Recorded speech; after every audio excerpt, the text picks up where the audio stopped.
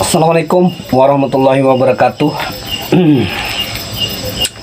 Salam dari wilayah Pegunungan Argopuro ya. Dari Padepokan Hyang Argopuro,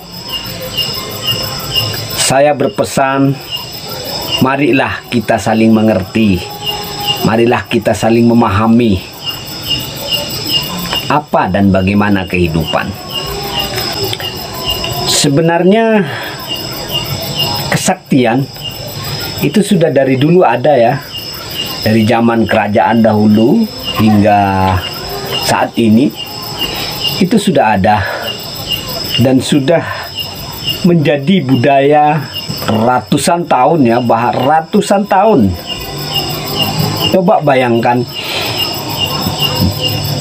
mulai kerajaan pertama di Indonesia, yaitu Kerajaan Kutai Kertanegara di Kalimantan sana, sampai kerajaan Belambangan, para leluhur kita itu menggunakan kesaktian ya untuk menaklukkan orang per orang, jiwa per jiwa. Itu sudah ada dan menjadi budaya dari zaman dahulu. Apalagi tentang pengobatan. Pengobatan Nusantara ini pernah membuat geger negeri Cina dahulu ya. Bahwasanya di Nusantara itu dalam mengobati itu aneh dan tidak masuk akal. Hanya dengan air putih bersih, kemudian diseruput, ditiup, orang sakit kena racun, orang penyakit dalam, dan lain-lain itu bisa sembuh. Itu budaya Nusantara. Jadi kesaktian itu ada ya. Hanya dengan air putih. Coba diteliti, air putih bisa menyembuhkan segala penyakit. Selama ini dalam meneliti sejarah, mengungkap suatu sejarah di wilayah saya, terutama di wilayah saya ya, Probolinggo, Jawa Timur. Itu saya selalu menggunakan penelitian metode ilmiah atau geologi dan lain-lain. Ada yang terbang barusan di belakang. Di belakang saya ada yang terbang. Apakah Anda merasa? Oke, saya lanjut. Metode geologi juga metode ilmiah yang lain ya saya pakai untuk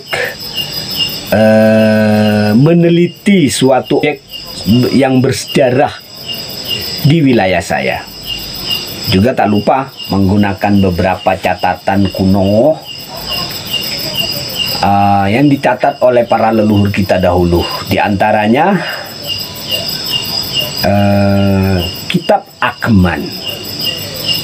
Kitab Akeman ini ditulis oleh orang-orang Tantra Bhairawa di Pegunungan Argopuro. Juga ada Kitab Negara Kertagama. Juga ada beberapa catatan lain yang belum bisa saya sebut ya. Dan juga ditemukan atau saya menemukan beberapa catatan berupa prasasti. Ada prasasti Batur, ada juga prasasti Batu Tulis, ada juga prasasti Kambang Rawi, prasasti Sapi Kerep, prasasti Triesta, juga prasasti Walandit.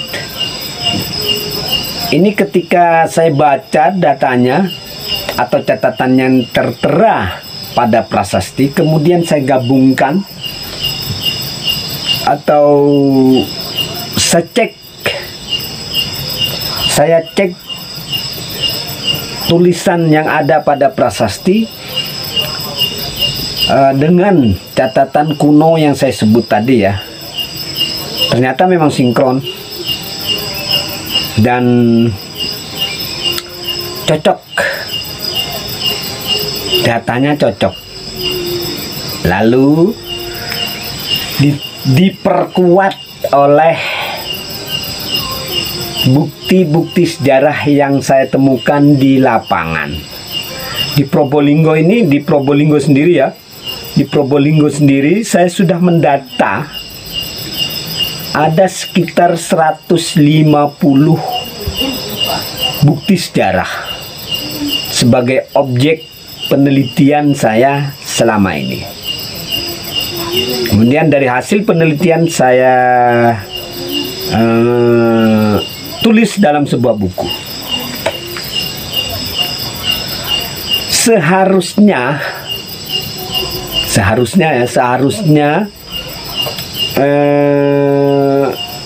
dalam menulis sejarah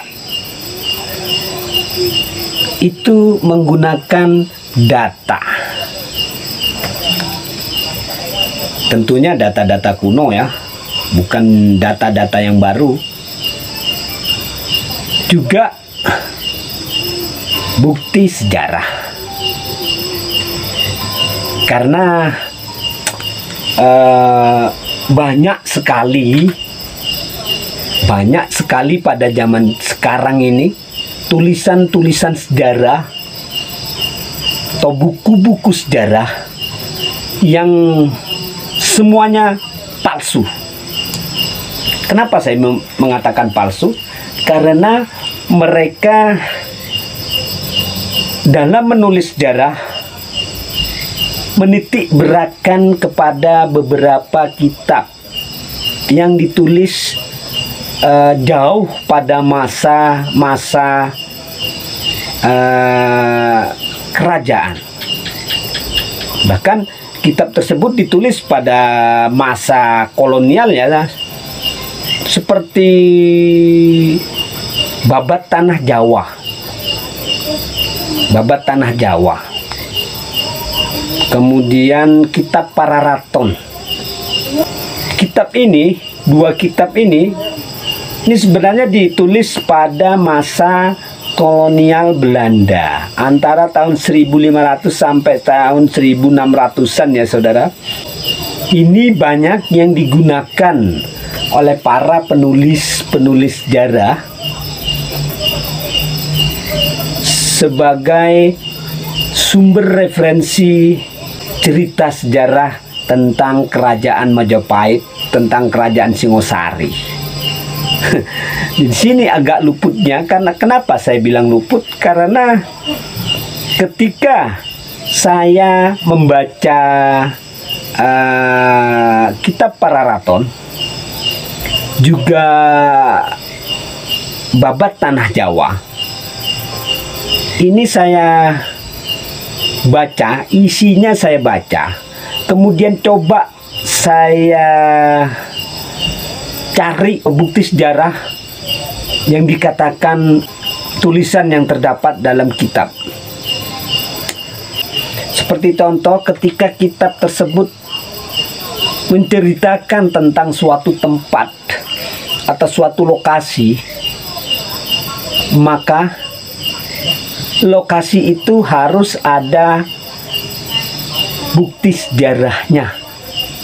Entah itu berupa arca atau berupa artefak atau apapun itu ya. Tidak sampai di situ, ketika kita menemukan bukti sejarahnya pun tidak ujuk-ujuk kita menulisnya, oh di sini sudah benar begitu. Tidak. Kita pun harus meneliti bukti sejarah tersebut itu berasal dari tahun berapa. Dipahat orang pada masa apa? Apakah sudah cocok dengan keterangan yang ada pada kitab tersebut? Akan tetapi ketika suatu kitab menulis suatu tempat, namun di tempat tersebut tidak ditemukan bukti sejarah sama sekali, itu kitab tidak bisa dijadikan sumber referensi atau sumber sekunder ya, tidak bisa dijadikan sumber primer. Pada zaman sekarang ini kebanyakan kitab-kitab yang bohong, yang ditulis sesuai dengan kemauan Belanda, walaupun penulisnya orang Jawa, dijadikan sumber primer. Jadi ceritanya kacau, bahkan tidak berurutan. Pararaton ditulis antara tahun 1600-an. Kemudian menceritakan tentang kisah sejarah pada tahun 1200. Kemudian dijadikan referensi pada zaman sekarang. Dan ditulislah buku-buku bersumber dari kitab tersebut. Hasilnya, outputnya pada pola pikir kita nantinya ya. Outputnya itu pada pola pikir kita ketika kita membaca buku yang bersumber dari kitab-kitab yang sebenarnya, yang seharusnya menjadi sumber referensi sekunder, bukan primer. Akhirnya kacau ya, cara pemikiran kita kacau. Dan efek sampingnya yang akan muncul adalah ketika kita menemukan suatu benda, maksudnya benda kuno ya, atau ketika kita menemukan suatu benda peninggalan budaya masa lalu, tanpa basa-basi kita menyebutnya ini peninggalan kerajaan Majapahit, lalu menemukan tekstur bangunan kuno. Ini peninggalan Majapahit, ini kerajaan Majapahit, ini keraton Majapahit. Semuanya dikaitkan dengan kerajaan Majapahit. Pengetahuan yang dibaca dari buku-buku sejarah yang sebenarnya palsu ya saudara, palsu. Karena semua dikaitkan dengan kerajaan Majapahit. Sepertinya dalam pikirannya tidak ada masa lain selain masa kerajaan Majapahit. Padahal masih banyak masa-masa kerajaan yang jauh sudah ada sebelum Majapahit. Seperti kerajaan Kutai, seperti kerajaan Gilingwesi, seperti kerajaan Sriwijaya, kerajaan Sunda,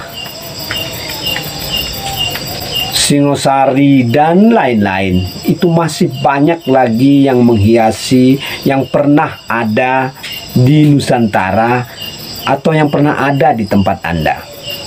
Jangan semua Anda kaitkan dengan Majapahit, tapi diteliti dulu, dilihat dulu catatannya. Catatan yang mana dulu ya? Kalau catatan buku-buku baru, buku-buku sejarah baru yang ditulis menggunakan sumber referensi kitab-kitab sumber sekunder, maka semuanya akan dikatakan peninggalan Majapahit. Tidak ada peninggalan kerajaan lain. Jadi mengapa di awal saya berkata bahwasanya banyak sekali buku-buku sejarah yang palsu, tidak sesuai dengan keadaan di lokasi. Seperti contoh, saya membaca suatu buku yang menulis tentang masa lalu Probolinggo. Ketika saya baca urutannya, saya menemukan bahwasanya buku tersebut ditulis menggunakan beberapa sumber referensi, yaitu diantaranya Babat Tanah Jawa, kemudian Pararaton, juga Lontar Bujangga Manik, dan menerangkan tentang posisi desa, contohnya posisi desa Ganding, yang secara serta-merta mereka mengatakan bahwasanya desa kuno Ganding di Probolinggo itu dahulu sekarang bernama Gending. Koyo CNAE langsung mengatakan seperti itu tanpa diteliti lebih dahulu. Ketika saya meneliti posisi desa Ganding itu jauh dari posisi yang diceritakan oleh buku tersebut. Jadi mengapa saya bilang bahwasanya banyak buku-buku sejarah yang ditulis bahkan menjadi mata pelajaran anak sekolah, kan tetapi bukunya yang ada itu palsu. Ketika saya baca itu palsu, tidak urut, tidak mengurutkan, dan tidak bisa jadi pembodohan, ya, pembodohan publik. Tapi herannya malah dipakai sebagai mata pelajaran. Padahal buku tersebut palsu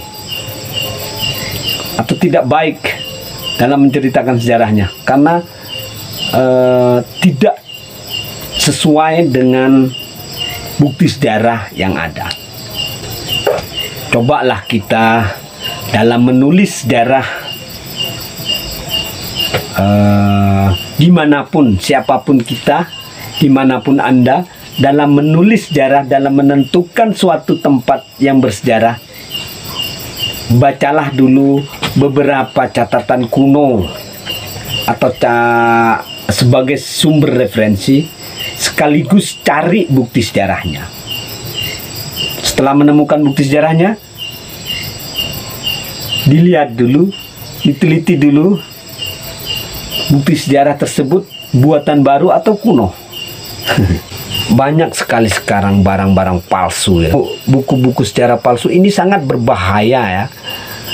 Ini sangat berbahaya bagi generasi berikutnya. Karena pada generasi yang dulu tulisannya sudah luput, palsu, dan lain-lain. Sehingga pada masa-masa berikutnya akan lebih palsu lagi. Jadi mari kita luruskan kembali sejarah masa lalu leluhur kita agar bisa dibaca dengan baik, agar bisa ditiru dengan baik oleh regenerasi kita berikutnya.